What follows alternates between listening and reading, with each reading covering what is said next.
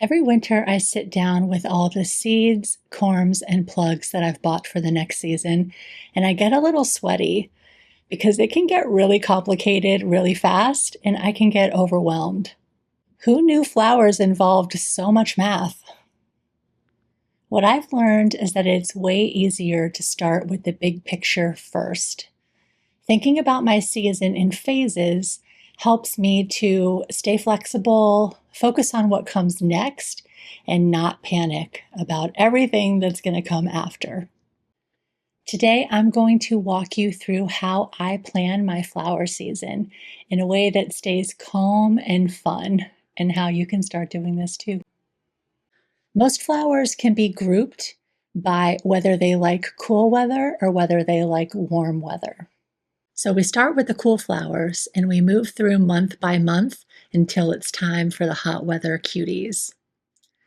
January is for winter sowing and starting Lisianthus seeds. February is sweet pea season. March is when we get our ranunculus and anemone corms out into the ground, and we start our cool flower seeds.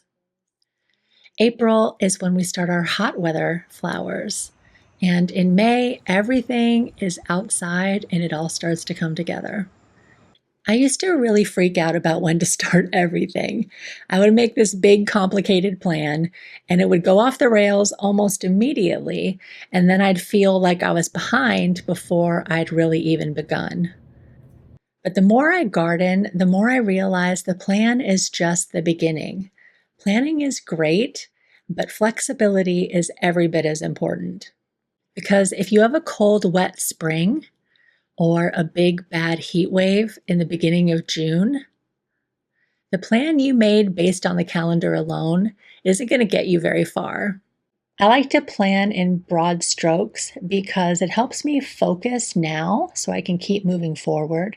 But it also gives me room to pivot when things don't go according to the plan, because as we know, they very rarely do. That doesn't mean planning isn't worthwhile. It just means that you need to hold it lightly and be ready to adapt as the season unfolds. Okay, let's talk about January. January is still really cold where I live, but there are flowers that love to be started in this kind of weather.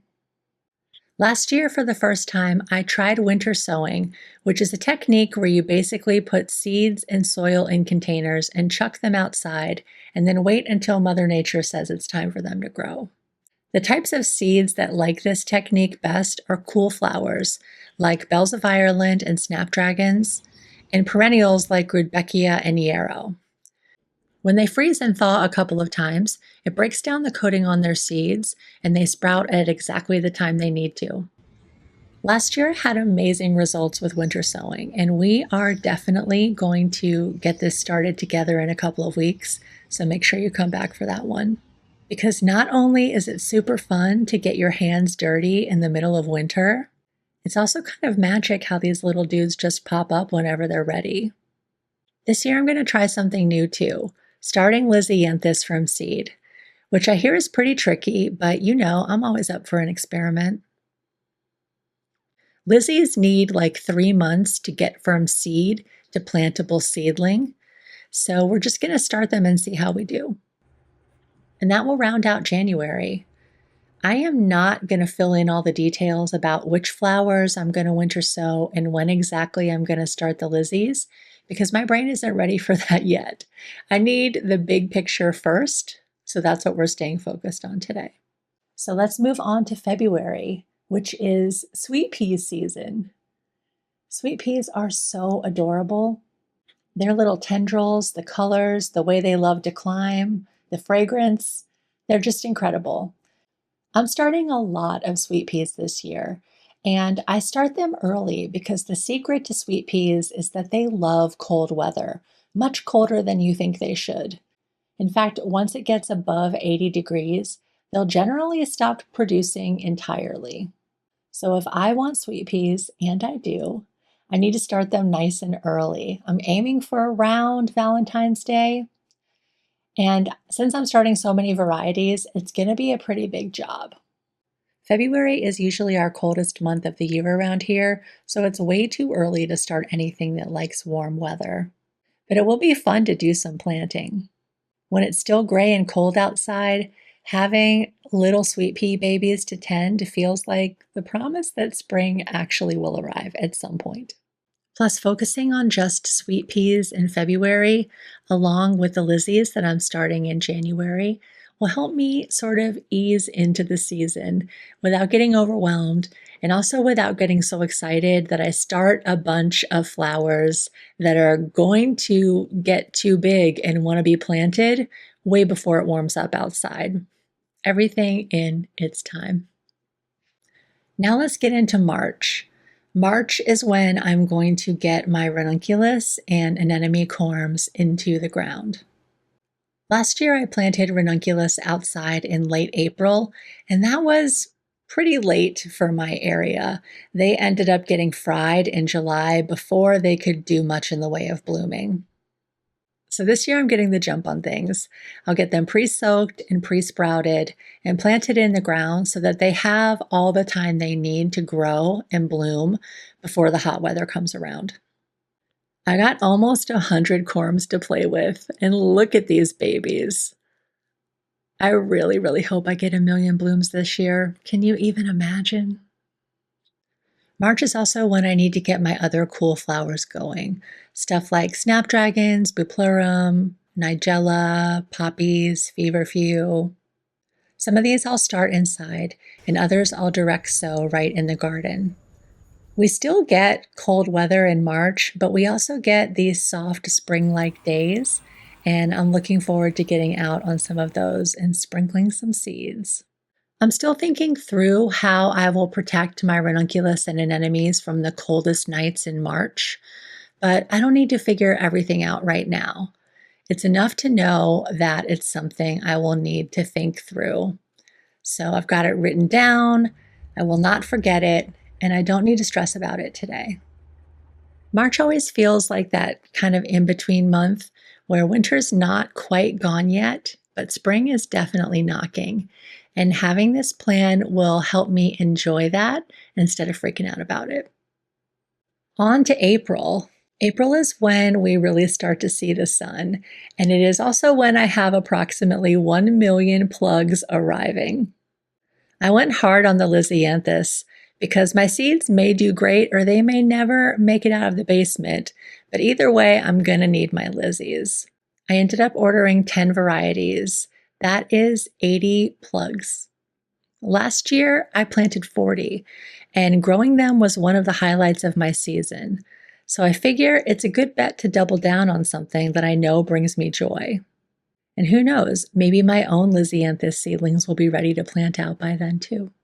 I got some other fun plugs from Farmer Bailey too. I picked up some Scoop Scabiosa because they look insane, some Snapstar Snapdragons because I've never seen anything like them, and a couple of Globe Thistles because I love that blue color and they're perennials, and I'm hoping that they will take over some part of my unruly slope in front of my house. I ordered all of them to arrive in April so that they will have plenty of time to get established before the heat hits. So when they get here, all I'll need to do is pop them out of their little greenhouses and put them in the soil. April is also when I'm going to start my heat-loving flowers like cosmos, zinnias, and celosia. The last few years, I have mostly direct sowed my heat lovers once everything warms up outside. But if I start them inside in April, I won't have to wait so long for flowers. It'll be a matter of weeks instead of months. I will have to keep an eye on the weather because the heat lovers won't really do anything until it's good and hot outside. But I have it written down here, and I can trust April Madge to figure that out. So December Madge does not need to worry about it.